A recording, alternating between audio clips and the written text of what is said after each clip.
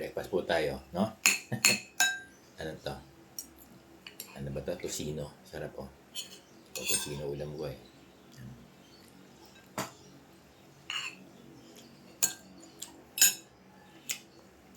Look na may kamatis, no? Kain po. Hindi ko kayo iniinggit, ha?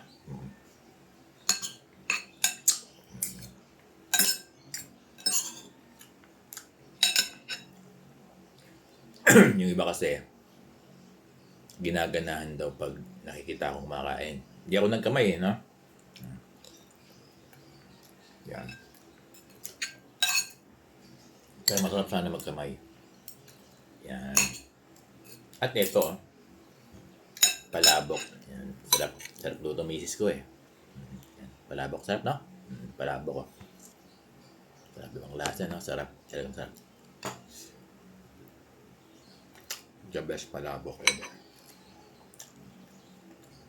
Gawa doon ni Irene. Hap. Hap. Napakasarap.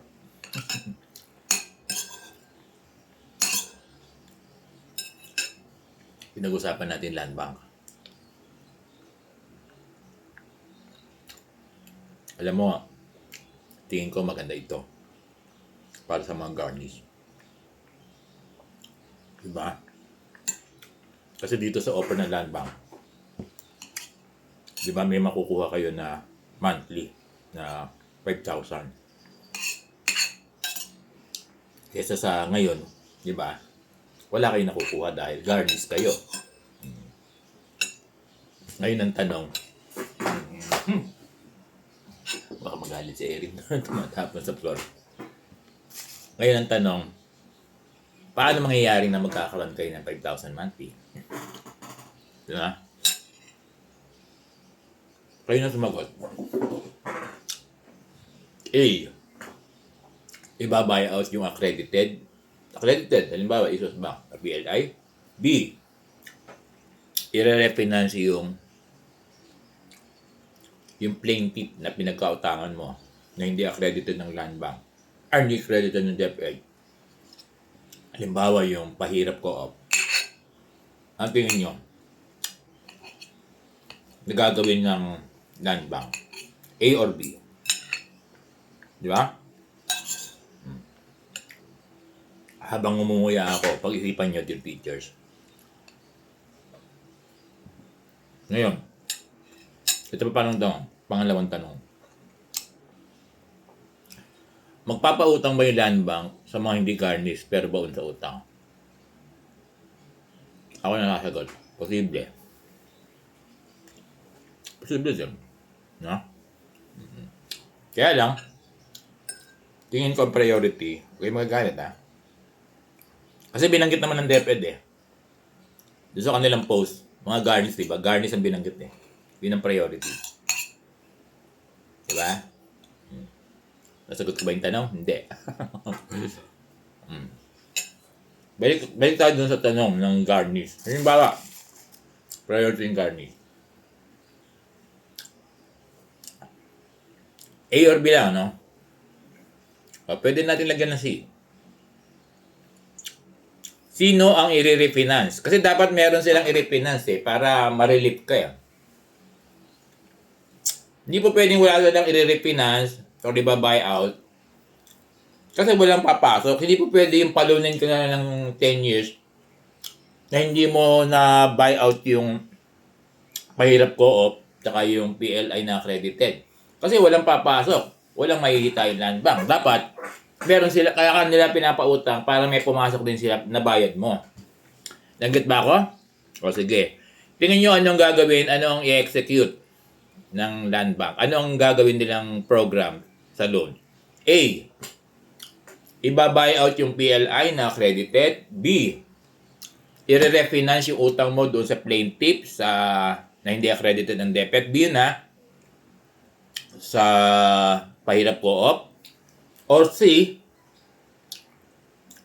yung pera mo na 10 years ay iba-buy out para ibabayad pareho dun sa accredited at saka dun sa non-accredited na pahirap co-op o yung plain tip. Ano, tingin nyo, ABC. Diba? Ha?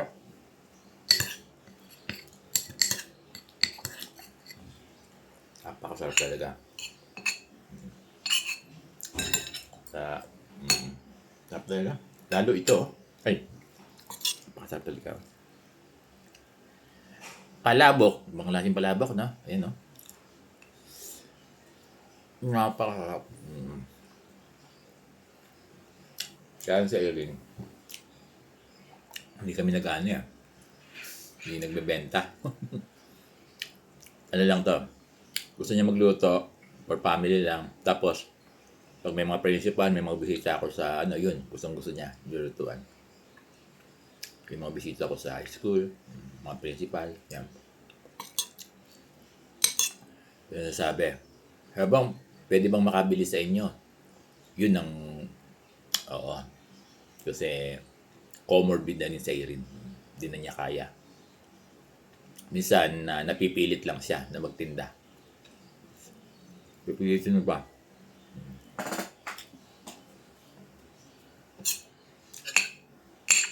So, nasagot ba ng ating mga guro? Nasagot ba ng ating mga guro? Sarap, no?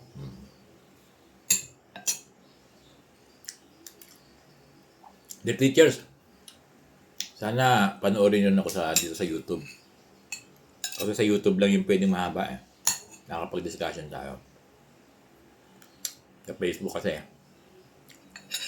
hindi pwedeng mahaba. Tsaka hindi pa pwedeng mga salitang ano. Masyadong sensitive ang Facebook. Pag na-restrict pa ako sa Facebook, hindi nyo na akong mapanood sa Facebook kaya. Sabi ko siya, hindi na pwedeng palitan yung pangalan. Kaya kung babalik ako ng Facebook, baka ilagay ko ng Bong Pogi.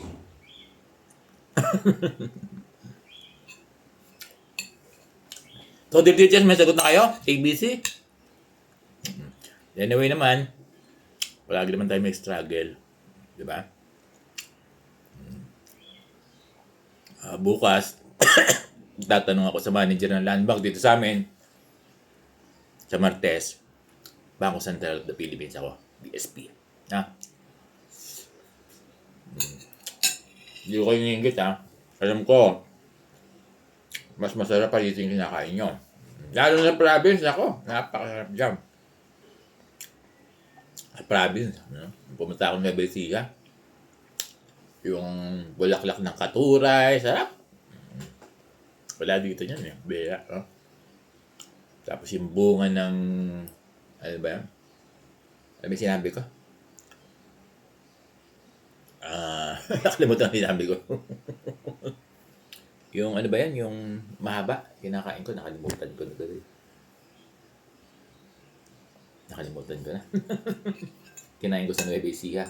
Buro. Sarap dyan yun ha. Kain na rin po kayo. Kain na rin kayo. Yung mga gurong malaki ang problema. Kumain muna kayo. Kasi kahit ano lang. Kung hindi kayo kakain, mas magkakaroon kayo ng depression or anxiety. Don't talk when your mouth is full. Nagkakaroon. Nagdi-discuss. Kaya ako pinapakita to, kasi may nagre-request, sabi, Sir Bong, hindi ka na nagkumakain. Kasi may na-encourage ako na ma-motivate, lalo na yung mga malulungkot. Pag nakikita raw akong kumakain, natatakam sila, nakakakain sila, yun, gusto nila kumain. Di, dapat lang naipakita ko para sa kanila, na. Hello pa.